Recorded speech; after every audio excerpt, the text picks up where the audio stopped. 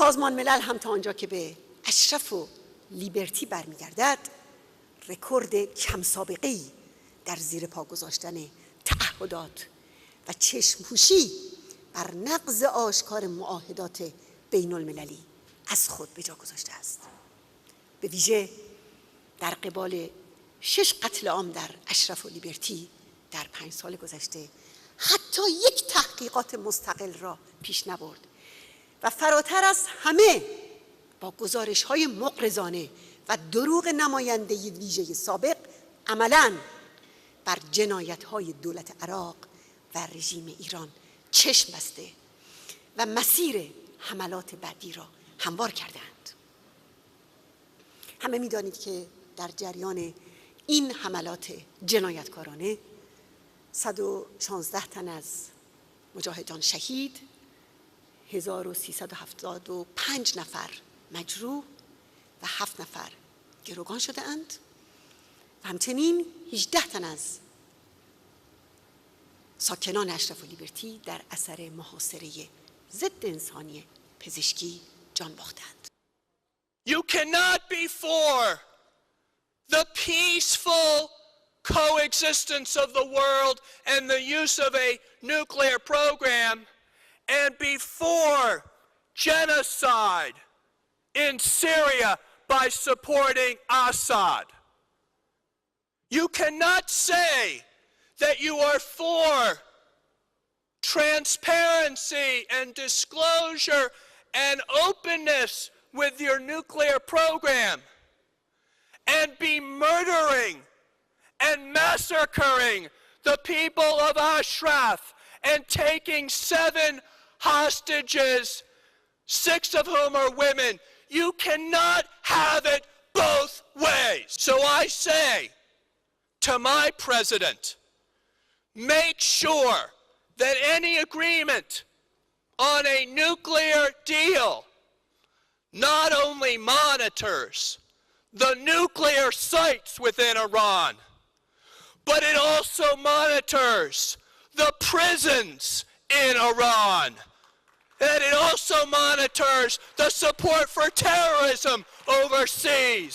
That it also monitors the state of those 7 hostages. We cannot have it both ways. And 2,900 of them are still incarcerated in appalling conditions in Camp Liberty, living under the constant threat of attack, despite the fact that they have been registered as refugees. The mullahs want to annihilate every one of them. And that's why we are all living in constant tension. And that's why Mrs. Rajavi has done everything within her power. We all have. Ladies and gentlemen, let us dedicate our work today to the martyrs of Ashraf and Liberty and to the safe return of the 7 hostages. Thank you very much. Thank you. It's a great pleasure to be here today, especially after having heard the representatives of the Iranian organizations from Britain, France, and the United States. It's really an inspiration and I think significant for political leaders in the West in particular to understand the depth of support that the Iranian opposition has around the world. It should be the responsibility of Washington to resolve the problem of the refugees at Camp Liberty. If other countries won't take them, the United States should take every one of them as a political refugee. I must say our weakness on this point is palpable. The al-Maliki regime in Iraq today is most threatened point that it's ever been. This is the time for Washington to apply leverage, to solve the problem of the refugees at Camp Liberty, and to insist that al-Maliki fundamentally break with the regime in Tehran before we supply any more weapons, intelligence, or military training. But certainly we must think about the Ashrafis, those in Liberty, and certainly the 7 who are being held, who have been kidnapped. To them, I say, to those in Iran, to those in Liberty and Ashraf, and to the 7, we will never forget you. We will continue to work every single day to ensure your safety and your release. You know, every time we meet here, I am touched and really taken aback by the memorial of those killed fighting for freedom. And I am saddened because every time we meet here, there are new pictures and there are new names on those memorials. That cannot continue. And to those in Liberty and Ashraf and the 7 who have been kidnapped, and to their families, your courage is our inspiration. Maryam Rajavi, you have devoted your life, and you are an example of that courage, and we thank you for your inspiration. We must demand that the United States government keep its commitments and keep its promises.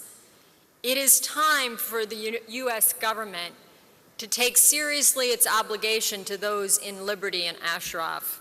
It is time for the American government to not only protect those who are there, but to grant them political refugee status and bring them here.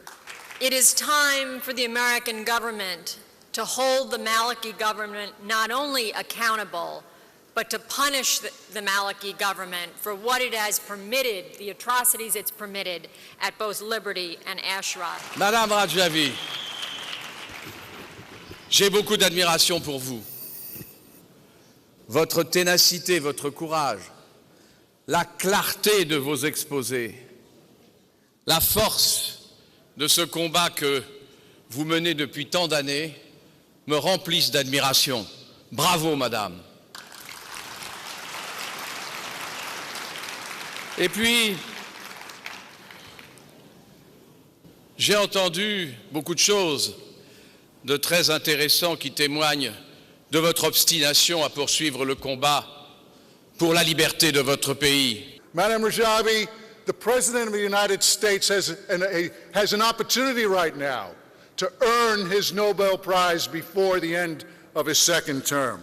He could admit the 3,000 people who are sitting in Liberty who are fearing for their lives every day. My country that I'm proud of owes a debt. It owes a debt to the people who are here today. It owes a debt to the people who have sacrificed their lives, who revealed Iran's illegal and immoral nuclear program. We owe a debt. I don't know, Madam Rajavi, how more often I need to come here and to say these things to you before my government recognizes the importance of fulfilling its commitments to you. But the one thing I assure you, way back there, who brought your children, who brought your families, who have mothers and sisters and brothers in Liberty, and who have sacrificed for so many decades, my family and I will never forget your family, and I will stand by you. My name is Maryam Rajavi, and I am pleased to represent the Iranian American Youth Association of Georgia. Over 350,000 Iranians live in the state of Georgia. Many are business owners, doctors, real estate agents, and other professionals who give back to their communities. But what I would like to briefly discuss today with you is how our president, Mr. Barack Obama, can return the favor. We in Georgia believe President Obama should help Iranian Americans in 3 significant areas. 1, he should support the Iranian American youth in Georgia. 2, he should support the larger Iranian American struggle for freedom. And 3, he should support Iran's opposition. Allow me first to salute the heroes of the Iranian people and the people in Liberty Prison, and make a pledge to them and to the people in Iran, and that we shall continue to be their voice. I would also like to salute those in Iran whom, despite the brutality of the regime, use every opportunity to express their opposition to the regime and demand change. My name is Bahadur.